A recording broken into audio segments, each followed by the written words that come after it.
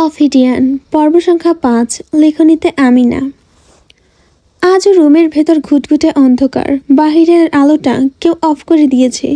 শাফিন বলেছিল সাফওয়ান ভাইয়া বন্ধ করতে পারে, কিন্তু ও তো থাকে চিলে কোঠায়। ও কেন এত রাতে এসে লাইট বন্ধ করবে? রুমাইশা উঠল, কৌতূহল বশত জানালার কাছে গিয়ে পর্দাটা উঁচু করলো। গ্লাস খুলল না। শব্দটা এদিক থেকেই আসে। আজ চাঁদের আলো আছে অল্প। জঙ্গলের দিকে তাকাতেই কেমন যেন ভয় ভয় লাগছে। হঠাৎ রুমাইশার চোখ গেল একটা অবয়বের দিকে। কেউ একজন হেঁটে জঙ্গলের দিকে এগোচ্ছে। রুমাইশা খেয়াল করে দেখলো অবয়বটা জঙ্গলের ভিতরে মিলিয়ে গেল। রুমাইশা খুব ভয় পেল। রাত এখন প্রায় 3:30। এই সময় কে যাবে জঙ্গলের দিকে? আর কেনই বা যাবে? যেখানে দিনের বেলায় যেতেও ভয় লাগে, সেখানে এত রাতে কেউ জঙ্গলে যাবে কেন? ওটা মানুষই তো, নাকি আমি ঘুমের ঘরে ভুলভাল দেখলাম? রুমাইশা এসব ভাবতে ভাবতে পর্দা টেনে দিয়ে আবার বেডে এসে বসলো। এত রাতে কেউ জঙ্গলে যাবে সেটা কিছুতেই ওর মাথায় আসলো না। রুমাইশা ভাবলো, উঠেছে যখন আজান দিতে তো বেশি দেরি নেই, তাহলে একটু পড়াশোনা করে নামাজ পড়ে তারপর ঘুমাবে। বেড থেকে নেমে রুমাইশা পড়ার টেবিলে গেল। সকালে রুনিয়া খাবার খাওয়ার জন্য ডাকতে আসলে দেখেন রুমাইশা এখনো দরজা খোলেনি। একবার আস্তে নক করে নিলেন তিনি দরজায়, কিন্তু রুমাইশার কোনো সাড়া শব্দ পাওয়া গেল না। অজ্ঞতা তিনি শাফিনকে ডাকতে গেলেন। শাফিন তখন ফ্রেশ হয়ে বের হলো। রুনিয়াকে দেখে শাফিন বলল, রুমি আপিকে ডেকো না আম্মু। আপু ভোরবেলা আমাকে মেসেজ দিয়েছে যে আপু ভোরের দিকে ঘুমিয়েছে। আপুকে যেন ডাকা না হয়, আপু একেবারে দুপুরের খাবার খাবে। রুনিয়া আচ্ছা বলে শাফিনকে নিচে যেতে বলে নিজেও চলে গেলেন। দুপুরে খাওয়ার সময় রুমাইশা শাফিনকে বলল, শাফিন খাওয়া শেষ করে আমার রুমে আসবি, তোর সাথে কথা আছে। শাফিন মাথা নাড়িয়ে বোঝালো যে যাবে। রুমাইশা আগে আগে খাওয়া শেষ করে নিজের রুমে চলে গেল। শাফিন কিছুক্ষণ পর রুমাইশার রুমে চলে এলো। চেয়ার টেনে বসে বলল, বলো আপু, কি হয়েছে? রুমাইশা চিন্তিত ভঙ্গিতে বলল, আমি কাল রাতে কাউকে দেখেছি জঙ্গলের ভেতরে যেতে, প্রায় 3:30টার দিকে। লোকটা অনেক লম্বা ছিল। ছেলে কি মেয়ে জানি না, তবে ছেলেই হবে। এরকম লম্বা মেয়ে তো সচরাচর দেখাই যায় না। রুমাইশার কথা শুনে শাফিন বসা থেকে উঠে লাফিয়ে দাঁড়ালো। সিরিয়াসলি? তুমি কাউকে জঙ্গলে যেতে দেখেছো, তাও আবার অত রাতে? শাফিন এবার হেসে দিল, বলল, আপু তোমার মাথাটা গিয়েছে। কাল অনেক রাত জেগে পড়েছো, আর ঘুম কম হয়েছে বলে তুমি এইরকম ভুলভাল দেখছো। নইলে কারো বুকে এত পাটা হয়নি যে উত্তরের জঙ্গলে একা একা যাবে, তাও রাত 3টে। তোমাকে আমি একটা ভালো বুদ্ধি দিই, তুমি আজ রাতে তাড়াতাড়ি ঘুমিয়ে যাবে। 11টার পরপরই সারা রাত ঘুমাবে, তাহলে কাল সকালে দেখবে তোমার মাথা ঠিক হয়ে গিয়েছে। বলেই শাফিন খিকখিক করে হাসল। রুমাইশা বিরক্ত হয়ে শাফিনের মাথায় একটা গাঁটটা দিল। বলল, বিশ্বাস তো করিস না আমার কথা। আমি না হয় কয়েকদিন পর চলে যাব, তোরা তো এখানেই থাকবি। কবে দেখিস তোকে জানালা দিয়ে হাত বাড়িয়ে নিয়ে চলে যাবে। আর তোর ভাই তো চিলে কোঠায় একা একা থাকে, ওকে আগে নেবে। বলে রুমাইশা মুখ বেঁকালো। রুমাইশার কথার ভঙ্গি আর মুখ বেঁকানো দেখে শাফিন শব্দ করে হেসে দিল। তারপর গলা নামিয়ে 32 পাটি দাঁত বের করে বলল, আমার ভাইয়াকে নিয়ে যাবে তো তোমার কি? খুব চিন্তা করো দেখছি আমার ভাইকে নিয়ে।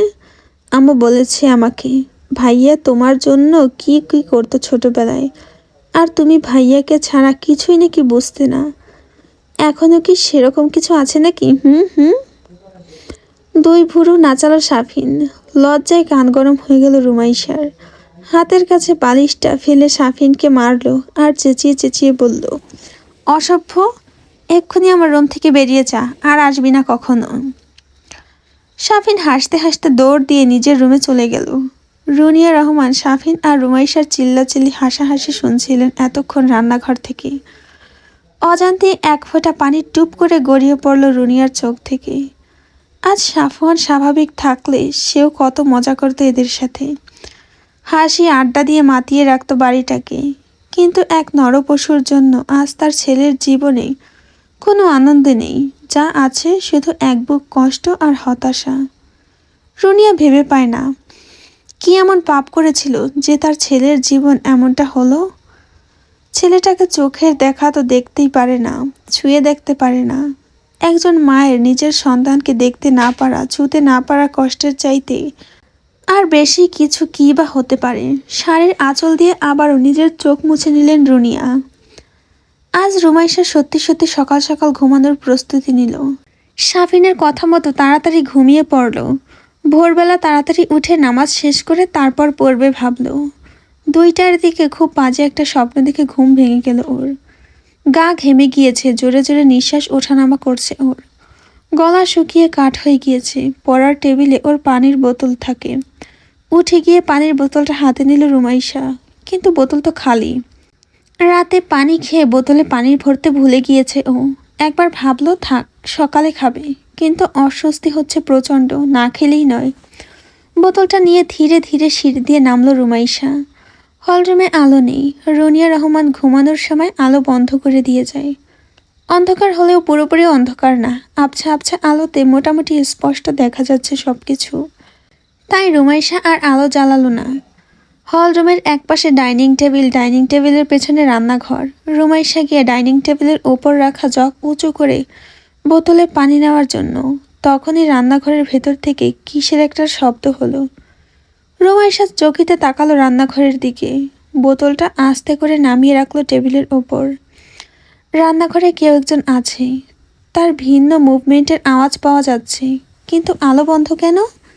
রান্নাঘরে তো হলরুমের মতোই আবছা আলো নেই, পুরোই অন্ধকার। দিনের বেলাতেও রান্নাঘরে আলো জ্বালাতে হয়, না হলে দেখা যায় না। এত রাতে কে রান্নাঘরে থাকতে পারে?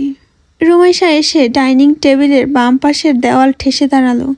এখান থেকে রান্নাঘরের ভেতরে কিছুটা দেখা যায়, কিন্তু অন্ধকারে কিছুই বোঝা যাচ্ছে না। এমন সময় রান্নাঘরে থাকা ফ্রিজের দরজা কেউ খুলল। ফ্রিজের আলো এসে কেউ একজনের মুখে পড়ে চেহারার সামনের অংশ আলোকিত করে ফেলল। কিন্তু রুমাইশা লোকটার মুখ দেখতে পাচ্ছে না। কিন্তু লোকটার উচ্চতা দেখে রুমাইশার চোখ কপালে ওঠার উপক্রম। ওরে বাবা, এ তো ফ্রিজের থেকেও লম্বা মনে হচ্ছে। মানুষ তো, জিনফিন নয় তো আবার? রাতের বেলা হয়তো খিদে লেগেছে, তাই খেতে এসেছে। নিজের আজগুবি চিন্তা নিজের মাথায় রেখে একটা গাঁট্টা মারল রুমাইশা। তারপর ভাবল, সাফওয়ান ভাইয়া নয় তো? ভাইয়ের খিদে লাগতে পারে, কিন্তু ভাইয়া এত লম্বা হবে? লোকটা ঠান্ডা পানির বোতল বের করলো ফ্রিজ থেকে। তারপর বোতলের মুখ খুলে বোতল উঁচু করে ঢকঢক করে পানি খেলো। এরপর ঝুঁকে দাঁড়িয়ে ডিপ ফ্রিজের দরজা খুলল। তারপর সেখান থেকে ভ্যানিলা আইসক্রিমের বক্স বের করলো নিঃশব্দে। বক্সের মুখ খুলে এদিক ওদিক চোখ বুলিয়ে কিছু একটা খুঁজতে লাগলো সে। রুমাইশা বুঝলো চামচ খুঁজছে। কিছুক্ষণের ভেতরে চামচ পেয়েও গেল। কিন্তু হঠাৎ সেই লোকটার সিক্স সেন্সে ধরা পড়ল কাছেই কারোর উপস্থিতি আছে। আর সেই সাথে সাথে ধাম করে নিজের সামনে থাকা ফ্রিজের মুখটা বন্ধ করে দিয়ে তড়িৎ গতিতে তার আন্ডার শার্টের বুকের কাছে থাকা কালো রঙের মোটা গ্লাসের ডার্ক গগলসটা চোখে পড়ে নিল সে। আবারও ঘুটঘুটে অন্ধকারে ডুবে গেল রান্নাঘরটা। চারিদিক এখন পিনপতন নীরবতা। রুমাইশা ভেবে পেল না কি করবে ও এখন। লোকটা কি ওকে দেখে ফেলেছে? কিন্তু ও তো মিশমিশে অন্ধকারের ভেতর দাঁড়িয়ে আছে, যেন ওকে দেখা না যায়। তাহলে লোকটা ওকে কিভাবে দেখবে? রুমাইশার এত ভাবনার ভেতরেই রান্নাঘর থেকে ভেসে আসলো একটা কঠিন গমগমে কণ্ঠস্বর, রিমু।